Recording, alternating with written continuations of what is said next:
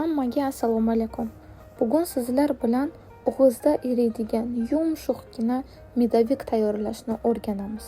Birinchi bo'lib ishimizni xamir qilishdan boshlaymiz. Buning uchun bizga kerak shakar, asal, margarin.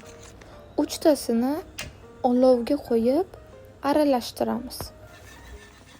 Rangini o'zgartirgandan keyin razrihletel solamiz va yana yaxshilab aralashtirib, tagini o'chirib 2-3 minut olib qo'yamiz. Keyin asta-sekinlik bilan tuxumlarni ketma-ket solib chiqamiz. Yana yaxshilab aralashtirib, xamir qilishni boshlaymiz. E'tibor bering, unni ko'p solib yubormang. Xamiringiz qotib qolishi mumkin. Xamir qilib bo'lgandan keyin navbat kremga. Ishimizni un bilan shakarni aralashtirishdan boshlaymiz. Yaxshilab aralashtirib bo'lgandan keyin ichiga bitta tuxum solamiz. Shu joyda lifehack. Kamgina sut solib bo'lgandan keyin yaxshilab aralashtirib, qolgan sutni solsangiz, hech qachon kremingizda kamochka hosil qilmaydi. Krem juda tiniq va zo'r chiqadi. Tagini past olovda aralashtirib turamiz. Krem quyuqlashgandan so'ng ichiga margarin qo'shib, ustini yopib qo'yamiz. To krem soviguncha xamirimizni pishirib olamiz. Undan keyin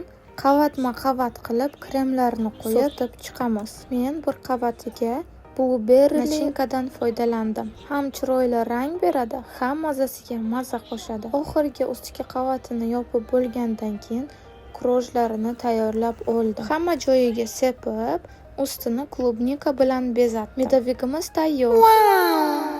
Polni ingrediyentlarini pastda yozib qoldiraman. E'tiboringiz uchun rahmat.